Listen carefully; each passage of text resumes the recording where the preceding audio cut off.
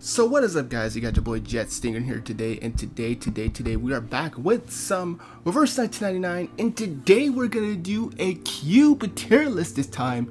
I really do appreciate the support that was on the character tier list, and I see that a lot of you actually did to agree with my takes, which is kind of relieving because man, making a tier list can always be a little bit difficult depending on the type of audience is out there. So I'm glad you guys did at least mostly agree with the tier list. I do, of course, will strive to make more improved options over the course of the future of the game when I'm still playing.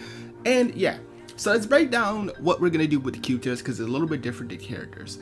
I will make reference points to characters to cubes at A5 because realistically speaking, you can get every cube to A5. Because, you know, we can get gluttonies via events. You know, if you buy the monthly battle pass, you can get it there. Some events, like the current raid is giving out some. You know, there's options for gluttony everywhere. You know what I mean? Of course, it's gonna take time to get said gluttony. So there's the thing. I also want to make it clear: do not max any of your 5 stars with gluttonies. Max them with greeds. That is the best way to go about it, because I've seen some people max out 5-star cubes off of stuff like this and they're using their gluttonies, which is no, just save your gluttonies for your 6-star cubes, and that's all we really got to go on there. But anyway, we're going to talk about every single 5-star and every single 6-star because those are the ones with the passives and, you know, with their respective stats and what they give. I may make references to stats because of specific reason, but for the most part I may not do it for a card. More so focusing on the effect, because again, we're really going to be focusing about the ones you should be A5ing and why they should be at 8.5. So there's that. Anyway, let's get started with the first one. That's going to be Yearning Desire. Actually, I'm going to put it up here in A tier because it's not bad. It's actually a pretty good starting 5-star cube. What it does is, whenever you attack a target that has a stat down, you get damage dealt up for a maximum of 16% at A5. That's pretty good. Easy condition, 16% damage dealt up. I mean, you can't complain. Cannot complain. Cannot complain. I'm gonna put remaining absurdity. Is it absurdity or insert? I don't remember, but remaining absurdity is gonna go to specific because it's really only meant for Babel. Like, there's no other character that really hyper focuses on shielding with a single target attack. I mean, technically Yensei, but that is pretty much copium if you're really gonna give her to Yensei, because there's a much better option in Beyond Wonderland for her. But yeah, it's really only meant, and not to mention also the card's main passive is reality damage was 10%. I mean, it really just bleeds. It's a card for her because basically, whenever you attack a target with a 1-target attack, with the shield active, you get extra damage. I believe the maximum damage you can get is Incantation Might for, I think, 20%, which again, it really only bleeds into Babel. That's it. There's no other unit that really wants this, so I don't recommend you put any set of greed into these, honestly, because unless you really love Babel. Again, character you love right there. So there's that. Next up is going to be a free heart. When we were at below 50%, you take less damage. I'm gonna put this in not worth. It's not worth. I mean, damage reduction cubes are never really worth anything because you don't really need damage mitigation like that. You don't. You don't. You need more sustainable things like healing, crit, damage dealt up. Maybe Incantation Might, Ultimate Might, depending on the card and its other passives or something. But you know, that's just not worth. That's just not worth for you to, you know, round up and getting your greeds, and then you're putting it to just, you know, spotty mitigation at best. And the fact that you have to be below 50% is even worse because you have to actively take damage first before the card to actually do something. So yeah, not really worth. An afternoon nap, it's a considerable A5 because what it does is whenever you hit a target with a 1-target attack and it crits, you get critical damage plus 3% for a maximum of 24% at max. So I mean, crit damage plus 24% is pretty good. That's pretty good. That's pretty good. I mean, I can't really complain. Again, 1-target attacks on crit is super easy because there's so many units that can do a 1-target crit. And for just a good starting out card, for just it being a 5-star, not terrible. Not terrible. Next up is Decode. Decode is just straight up not worth. Decode is if you take damage by an ultimate attack, then it's damage mitigation minus 10% for a max of 20%. Again, you're relying on an enemy's ultimate you. Why? Like, that's not gonna help you realistically anywhere. I mean, yeah, standard content, sure, but yeah. Next up is Her Bright Future. If you use the ultimate in your stats, if your stats are up, you get I think it's ultimate might plus 5%, which I think is a maximum of, I believe, 10%. I think it's like 10% for a max of 20%. My bad. I don't know. I don't know if that's really worth. I don't know if that's something you use your greeds for. Again, it's really only specifically for ultimates and ultimates only. I mean, yes, there are ultimate burst characters out there like Spahothea. Technically, Kalabala can be considered as an ult burst character. You know, characters that really excel at loving to use their ultimate because of their attacks and bonuses, but it's really just not worth putting this on where they're just more superior options. And again, it's not really worth considering to use your greed for something that just only really powers up ultimates alone. You know, some other cards that may have this type of condition at least has the benefit of powering up maybe like Incantation Might or something, but this is strictly just for ultimate. So yeah. The Footloose is when the character attacks and they're below 50% HP, you can deal up to 50% extra damage. Again, not very worth. Again, being below 50% is just kind of meme. You could technically say specifically for Charlie, if you have her at P0, because that's an extra damage boost on top of her wanting to be at 50%. But again, most people recommend you put Charlie at P3 so it becomes 80%, allow her to be online more quicker. But then you would have to go to 50% for that. But again, I don't think it's really worth. I don't. I mean, 60% damage dealt up is cool, but yeah. Next up is going to be Tomorrow also, which is whenever you cast an ultimate, critical rate plus 10% for a max of 20%. That's not terrible. I mean, critical rate is always nice, so it could work. It could work. Again, specifically for a character you love that really wants to get off critical hits on ult. You know what I mean? Like, if you don't have like other good options in your account just yet. But again, I would just say leave at P0 for this one as well. Leave at P0. Next up is Laughter. Whenever a round begins, you get 3% more healing rate, and it, I believe, goes up to a max of 24% healing rate. Yeah, because again, you can use that on some healers. I think that's really good for the long form content, like Raid, for example, because you get 24% healing rate over time, which, you know, not terrible. I don't think that's terrible. Healing rate's not bad, and it's just you surviving for 8 rounds, and then you're there, you know. And this can even use for standard content, because like in UTTU, if you're not clearing in less than 8 turns, then you're progressing, getting a stronger and stronger heal with your healer, and when it comes time, they can have a healing rate boost up. So I mean, it's not worth to get it to A5, but again, not a bad cube. It's not a bad cube. I believe a Satisfied Eater is this one. Not worth. It's just not good. Not good. T-Break, it's not good either. T-Break, wow, actually isn't a bad effect. What T-Break does is, it's supposed to be, whenever you attack an enemy that is disarmed or silenced, then you get extra damage dealt up, which again, I love my damage dealt up cards because I just love getting more damage, right? I like hitting the big cool numbers. The problem with this is there's content out there that's immune to crowd control, thus nullifying the card entirely, because they have to be silenced or disarmed, which is against crowd control measures. So I don't think that's good. I don't think so. If it was just straight up, you know, damage dealt up for having debuff, then I would actually rank it a lot higher and actually say it's pretty worth it. But no, Let's Set Sails are probably it's I kind of want to say it's a staple. Because what its effect is when a carrier attacks with a target with stats down, you get critical damage for a maximum of 28%. I think it's 14 on base, 28 on max. You know how easy it is to have stats down on something? And it's just attacking the target, you know what I mean? Like, it's attacking the target or any enemy with stats down. Stats down is super easy to apply, and I think that's a really good stable A5 for you, because basically it means that you can just get that nice strong crit damage plus 28%. It also comes with a crit rate bonus on card, so that's also very, very good. So again, definitely something that I would actually highly recommend. So there's that. His Bounden Duty, I'm gonna put in good.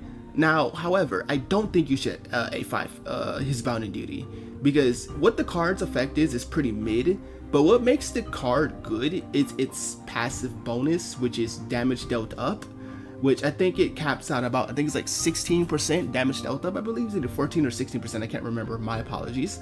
But yeah, other than that, that's really the only reason. Its effect is otherwise pretty mid, being a cube that gives you a heal every time you defeat an enemy. So I believe the maximum heal is I think it's up to 120% of your attack stat at A5, which again, not really worth considerably. I mean, yes, it's good for sustain for your main DPS, or if someone just happens to nick the kill, sure, but again, definitely not worth if you're really looking for worth it cubes to use in your overall count.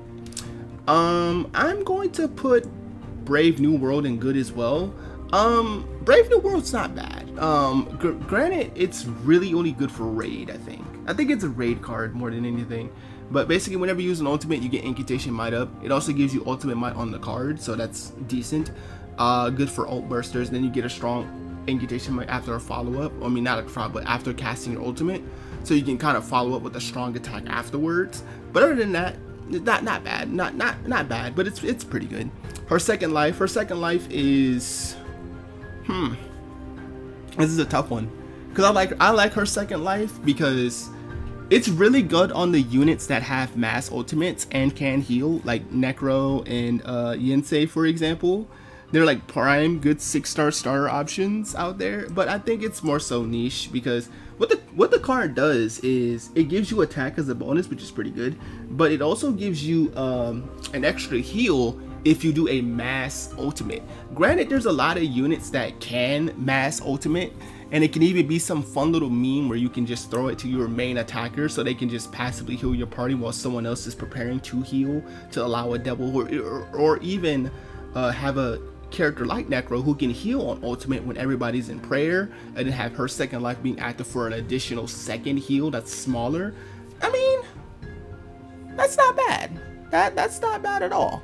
I don't think that that's terrible. So I do think that that's a thing. So I'm gonna say it's more so specific case if you use her second life. But yeah, next up is Hopscotch. Hopscotch is whenever you defeat an enemy, you get ultimate might plus I believe 4% on max. I think it's 4% on base, and I think it's up to 8 times stack on A5, if I'm remembering it correct. I'm trying to go by this by memory, by the way. I'm doing this as best of my ability.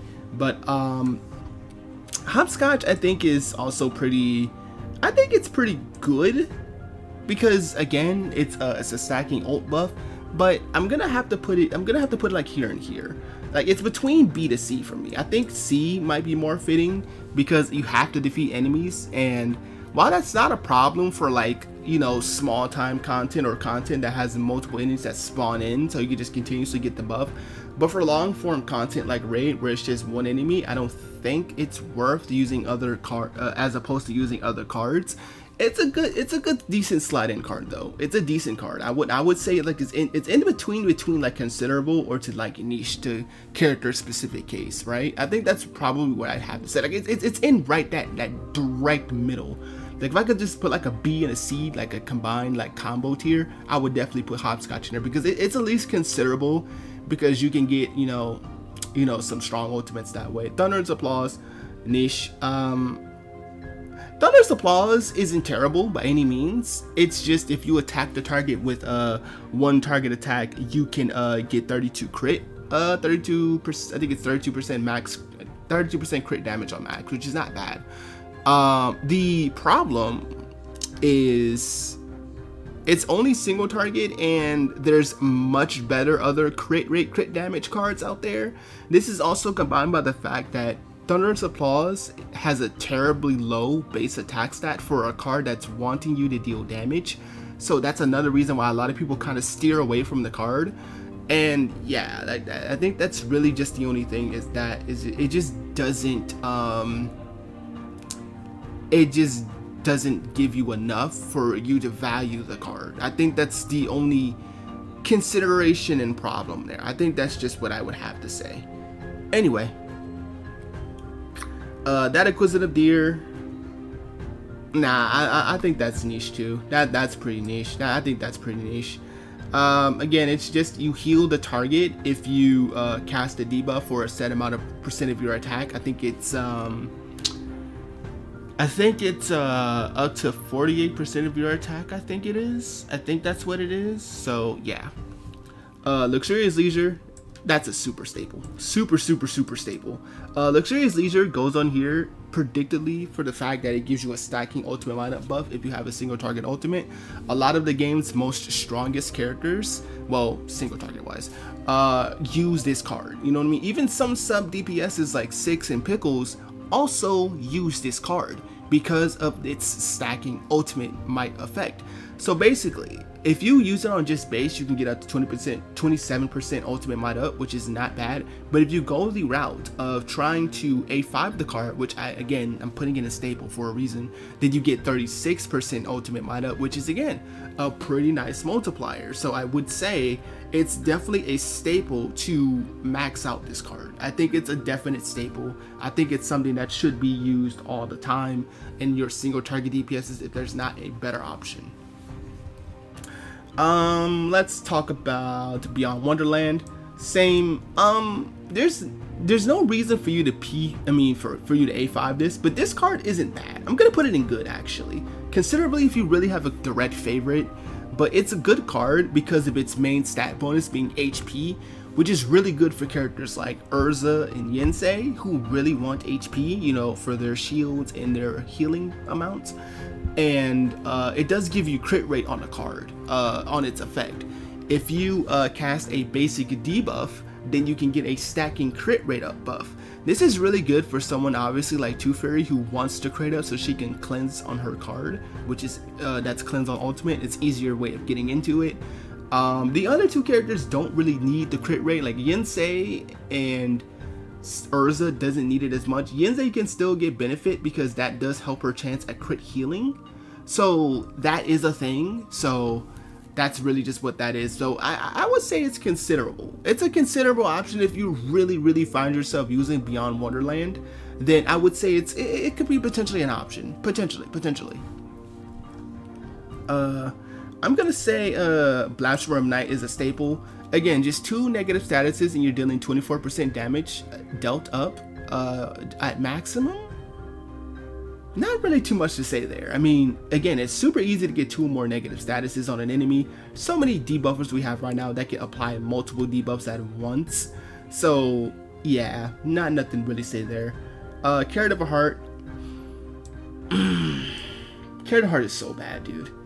It's such a bad card. I mean, it's specifically meant to be for Shemaine and his gimmick of him gaining Moxie depending on his Guardian's Blessing buff, I think it's called, where he can whenever he uses his ultimate based on the amount of stacks, he gets Moxie back for it.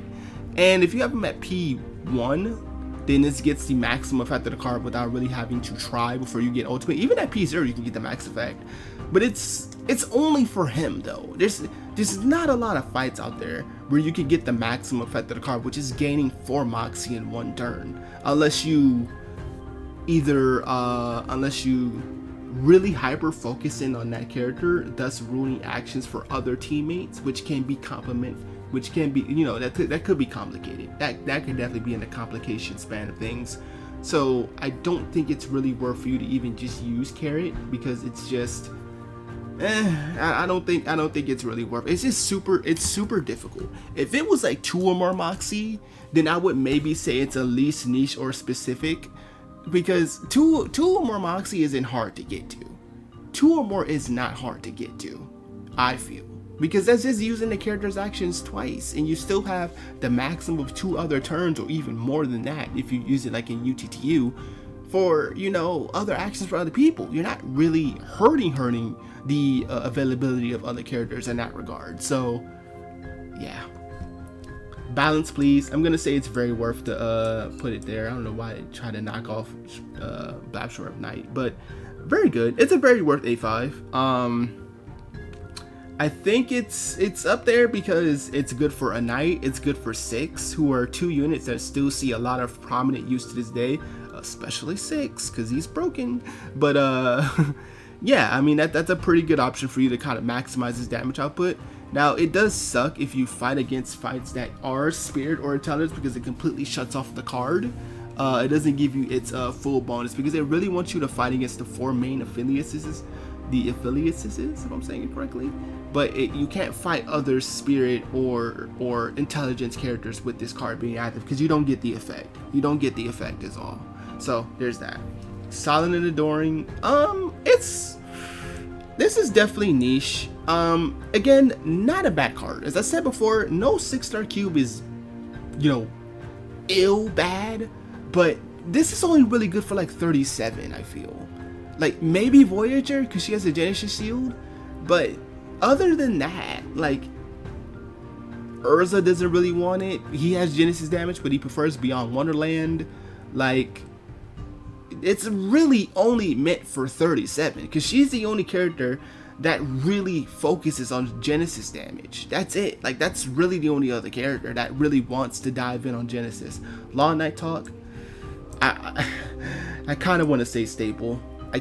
I might be overstepping it because of my bias towards L&T, but it's either here or here. I will leave it up to you guys, but I think it's a staple A5 because what it does is if you have 2 or more buffs, you have damage delta plus 8%, which is great already. And if you are the one doing a buff, you can increase your own base attack by 2.5% for a maximum of 5 times, which gives you I think around like 12% attack up or something after 5 times.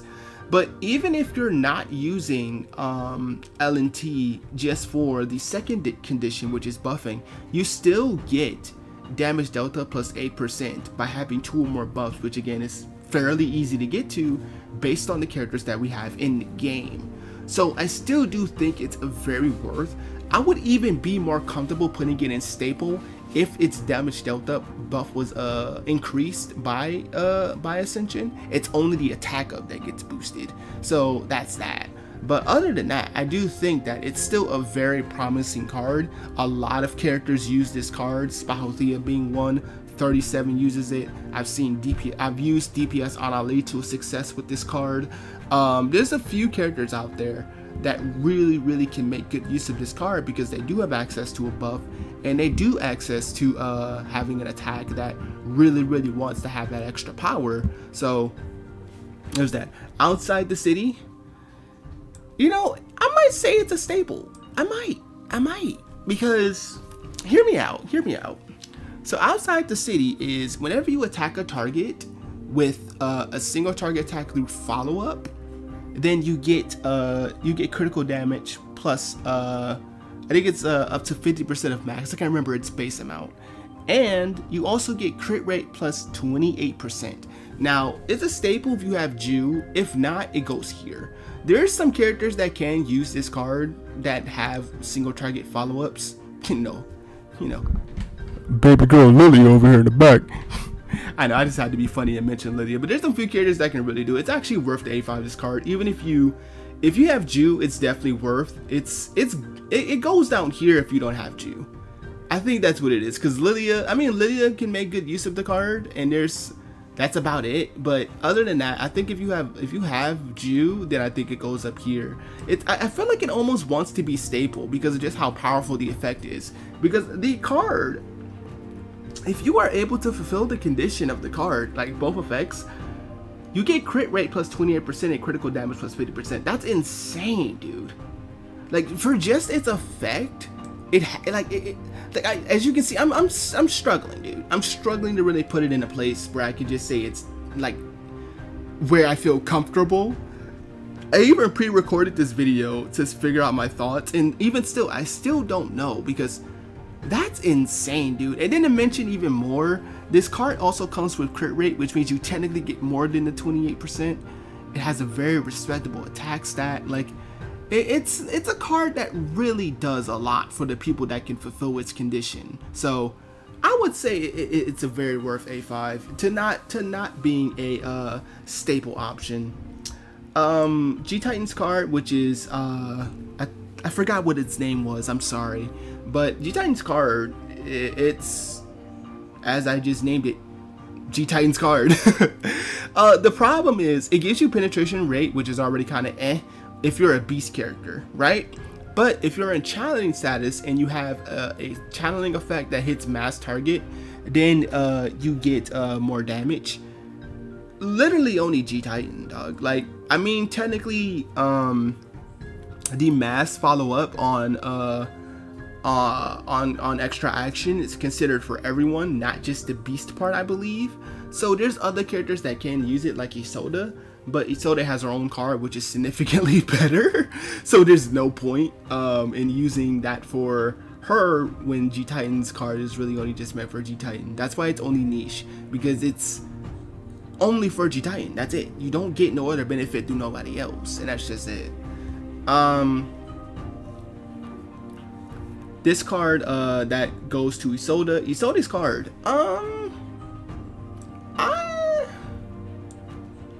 I think it's worth. I think it's a considerable A5, because given how prominent she's gonna be, she's gonna be on teams just to stick around. So that really does help bolster the use of the card, and then it helps her extra follow-up damage as well. So it might be a considerable A5 for you, considering how prominent she's going to be in the future for reality support, or just in teams in general. I don't know. It might be worth. I'm kind of on the fence on that one. I'm on the fence. So I'll just leave it at B for now. But I think it might work. I think that might work. And then this is Marcus's card. I think it's called Another Story. Basically, if you attack with a 2 or 3 star or more incantation, you get extra damage, and you can consume 2 or more stacks of Eureka to further increase the damage. I believe it's what it gives. It gives like incantation might or something, or ultimate might. I can't remember. I think that's kind of good. That's kind of good. There are a lot of characters out there that can consume Eureka and can get the 2 stacks. It's kind of close to a very worth, because there's a lot of characters that use Eureka. So like there's 6, there's Urza, there's 37, there's 6. I said 6 twice already, didn't I? There's Marcus. There's other characters in the future that also come out that can use Eureka. So maybe this card might be really good, actually. I might be sleeping on this one, so I'm gonna put it in A tier. I think that might be what feels right, because getting 2 or 3 star incantations, while it's not as easy, because Marcus does it fairly easily because of her passive. I mean, really easy. It's pretty much free with Marcus.